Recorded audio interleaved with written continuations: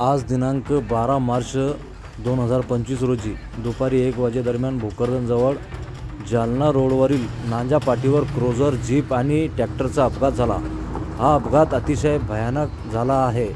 यात महिंद्रा कंपनीचे लाल रंगाचे ट्रॅक्टरचे अक्षरशः 2 तुकडे झाले आहेत। यात कसलीही जीवितहानीचे वृत्त नाही, मात्र जीपमधील काही प्रवासी जखमी झाले असल्याचे प्रत्यक्षदर्शींकडून सांगण्यात आले आहे।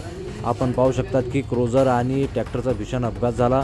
यात महिंद्रा कंपनीचे ट्रॅक्टरचे मधील 2 तुकडे झाले आहे। आमच्या सर्व ट्रॅक्टर चालक मालकांना विनंती आहे की अति घाई संकटात नाही, त्यासाठी तासभर उशीर लागला तरी चालेल। या अपघातात ट्रॅक्टरचे मोठे नुकसान झाले आहे। आपण पाहू शकता भोकरदन शहरातील नांजा पाटीजवळ हा ट्रॅक्टर आणि क्रोझरचा दुपारी 1 वाजेच्या दरम्यान असा अपघात झालेला आहे। या अपघातात ट्रॅक्टरचे 2 तुकडे झालेले आहे।